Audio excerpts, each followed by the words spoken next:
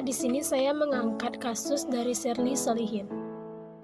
Dalam kasus ini, kuasa hukum dari Dennis mengungkapkan bahwa perusahaan ICAC di tempat Sherly bekerja telah melakukan pelanggaran, yakni membuka rahasia kliennya. Kliennya di sini adalah Luke, anak dari Dennis sendiri. Kuasa hukum Dennis mengatakan bahwa konsultasi hanya berlangsung sekali selama 30 menit, namun tanpa persetujuan ayahnya, rahasianya dibuka ke khalayak umum. Padahal psikolog memiliki kewajiban untuk menjaga rahasia kliennya. Mereka juga mengungkapkan bahwa di dalam website IAC sendiri telah menjelaskan bahwa mereka menjunjung tinggi kerahasiaan dari data klien, serta jika IAC memperkerjakan Sherly Solihin sebagai karyawannya, mereka bertanggung jawab atas tindakan yang dilakukan oleh Solihin. Akan tetapi IAC sendiri membiarkan Sherly Solihin untuk membuka rahasia klien atau pasiennya melalui surat yang telah diedarkannya. Selain nama baik kliennya telah dirusak dalam rekam medis yang dikeluarkan oleh IAC melalui Sherly Solihin, tercantum Dennis telah melakukan penyekapan dan penyiksaan terhadap anaknya. Dalam konseling yang dilaksanakan, mereka tidak pernah membahas soal anak. Pengungkapan dari kuasa hukum Dennis mengatakan hal yang dilakukan oleh Sherly tersebut merupakan fakta, dan dia juga membantah bahwa hal yang dilakukan oleh Dennis itu tidak benar, dan juga dia telah melampirkan bukti-bukti bahwa Dennis tidak pernah melakukan penculikan ataupun perbuatan yang melawan hukum lainnya. Dari kasus di atas, saya dapat mengambil kesimpulan bahwa Sherly Solihin melanggar kode etik psikologi pada pasal kerahasiaan data, yaitu terdapat pada pasal 23, 24, 25, 26, serta 27, dan juga informed consent pada pasal 20 dan 40.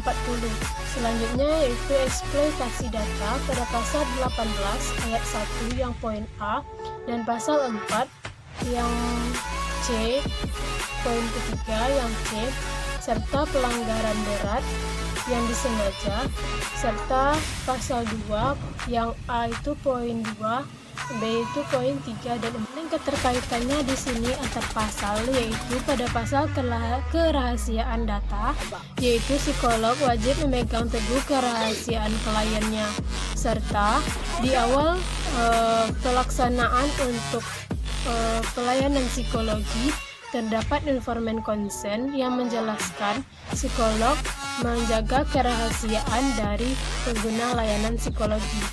Setelah pada kerahasiaan data, psikolog memegang teguh atau wajib untuk menjaga kerahasiaan data dari pengguna layanan psikologi.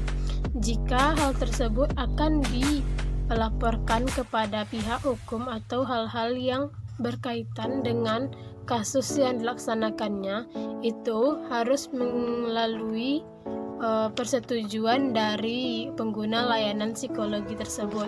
Dalam kasus ini, pengungkapan kerahasia data dari pengguna layanan psikologi yang dilakukan oleh Sherly Solihin, dia memanipulasi data tersebut dan tidak sesuai dengan faktanya, serta pengungkapan data tersebut tidak melalui persetujuan dari ayah dari yang berkaitan dengan eksploitasi yang terdapat pada pasal 18. Pada pasal 18 ini tentang eksploitasi, pada poin 1, psikolog dan atau ilmuwan psikologi tidak melakukan hal-hal yang dianggap mengandung eksploitasi.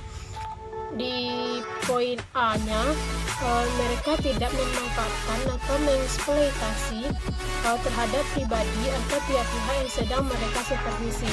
Pada poin kedua, eksploitasi data, psikolog atau ilmuwan psikologi tidak melakukan hal-hal yang dianggap mengandung unsur pemanfaatan untuk eksploitasi data dari mereka yang sedang disupervisi. Jadi di sini Sherly Solihin memanfaatkan hal tersebut untuk mengeksploitasi data dari kliennya yang mengandung unsur-unsur pemanfaatan bagi diri pribadinya. Solihin tidak menjalankan informed consent yang dilakukan pada awal sebelum melaksanakan memberikan pelayanan. Di sini juga terdapat bahwa psikolog ataupun ilmuwan psikologi menjamin kerahasiaan selama proses tersebut. Akan tetapi, hal yang dilakukan oleh Shirley Sholihin tersebut tidak sesuai dengan informed consent yang dijalankan, yaitu dia mengungkapkan kerahasiaan kliennya ke khalayak banyak, serta kerahasiaan tersebut juga dimanipulasi dan tidak sesuai dengan fakta sesungguhnya. Pasal awal yaitu pasal 2 terdapat pada prinsip umum yaitu A. Penghormatan dan hasrat martabat manusia.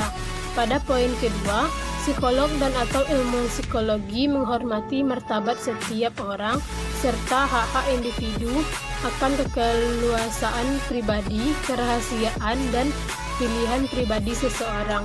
Pada poin yang ketiga yaitu psikolog atau ilmuwan psikologi menyadari bahwa diperlukan kehati-hatian khusus untuk melindungi hak dan kesejahteraan individu atau komunikasi yang karena keterbatasan yang ada dapat mempengaruhi otonomi dalam mengambil keputusan. Di sini yang masuk kepada menghormati martabat manusia. Serta yang dilakukan oleh Shirley Sholihin di sini tidak menghormati hak dan martabat manusia, dikarenakan hak dan martabat manusia tidak dijaga dan juga pelecehan nama baik yang dilakukan. Di kasus yang dilaksanakan tersebut, Shirley Sholihin dikategorikan kepada pelanggaran berat yang terdapat pada pasal 4 poin C, yaitu tindakannya itu dilakukan secara sengaja. Sekian penyampaian pelanggaran kasus psikologi yang dilakukan oleh Shirley Sholihin. Terima kasih. Wassalamualaikum.